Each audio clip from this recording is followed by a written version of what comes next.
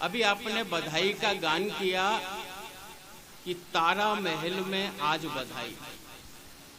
बोले हम जिस प्रांगण में बैठे हैं यह माता रानी, माता तारा रानी का महल है, और महल में पहुंचना, प्रवेश करना और बधाई प्राप्त करना यह उनकी कृपा से ही संभव। बोले श्री हितरवंश महाप्रभु जी महाराज के जन्म के हेतु को स्पष्ट करते हुए श्री रूपलाल जी महाराज ने कहा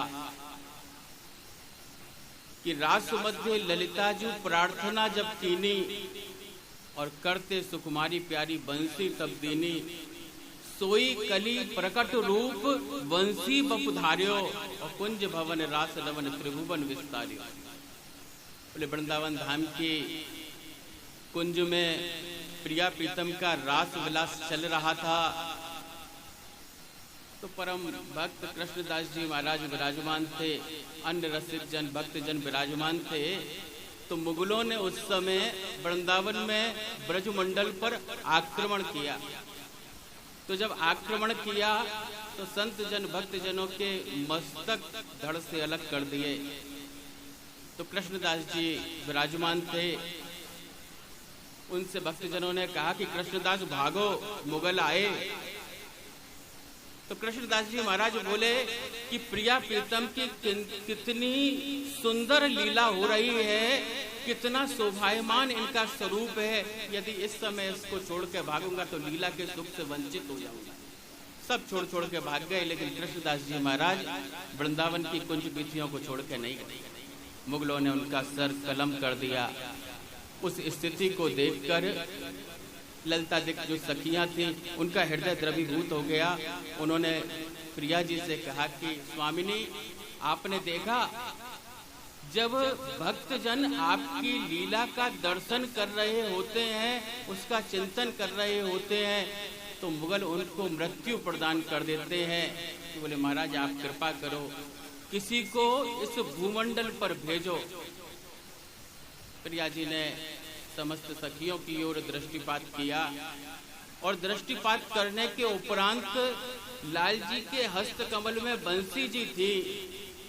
वह बंसी जी उनके हस्त कमल से ली और बंसी जी ललिता जी को प्रदान की। वह बंसी जी का तेज भूमंडल पर माता तारा रानी की गोद में प्रकट हुआ और श्री हितरवंश महाप्रभु जी के रूप में उनका प्राकट्य हुआ। तो बोले जब उनका प्राकट्य हुआ तो उस समय का जो दृश्य था ना, अद्भुत दृश्य था। मंगल सूचक दृश्य दृष्टिगत होने लगे।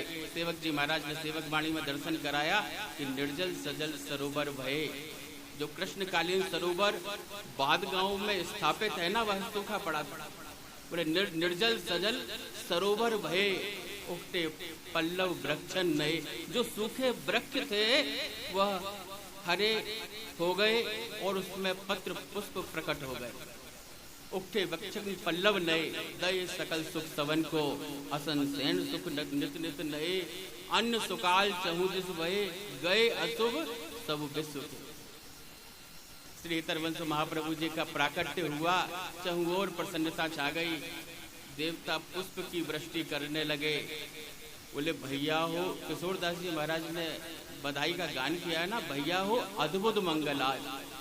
बोले कृष्ण के जन्म के समय तो मंगल हुआ, लेकिन आज अद्भुत मंगल हो रहा है।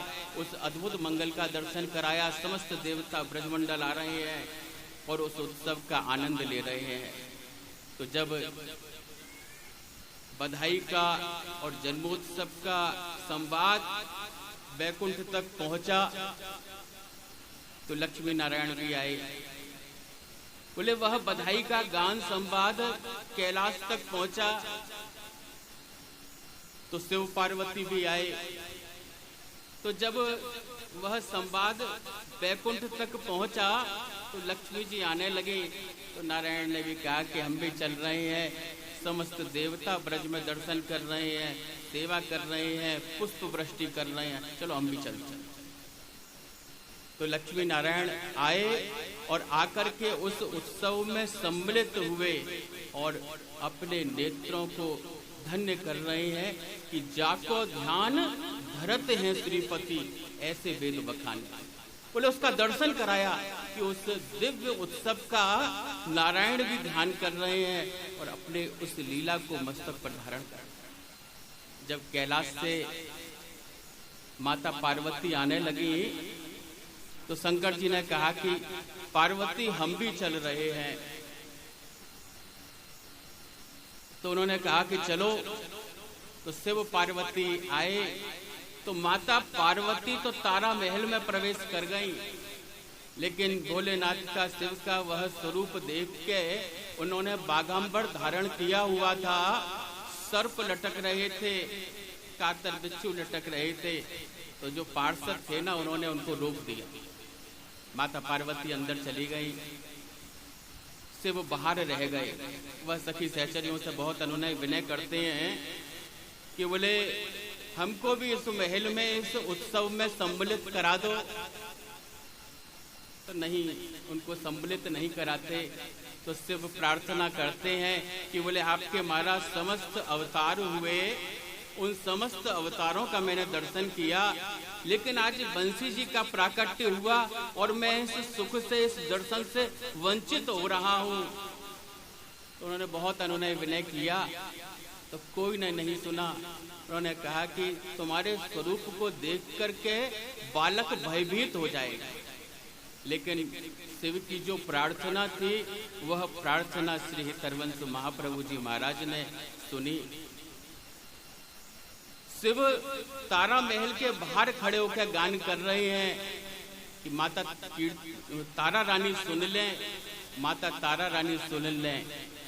जब नहीं सुना तो उन्होंने गान किया, सुन ले री कीरत मैया मैं लेने आई बधैया, मैं लेने आई बधैया, मैं लेने आई बधैया, सुन ले री तारा मैया मैं लेने आई बधैया। जो उनका अर्थ भाव था वह तारा महल में माता तारा रानी के कान में गया। उन्होंने कहा कि सखी सहचरियों ब्रज की ब्रजांगनाएं जो सेवा में थी उनसे कहा कि देखना कौन बधाई लेने आया है, इसको बधाई दे दो। तो वह बधाई लेकर के गई कि बोले यह लो बधाई। बोले नहीं, मैं तो माता तारा रानी से ही बधाई लूंगी। तो शिव ने प्रार्थना की, विनय किया तो माता तारा रानी स्वयं आई। लेकिन आई वह हरिवंश महाप्रभु को लेकर नहीं आई।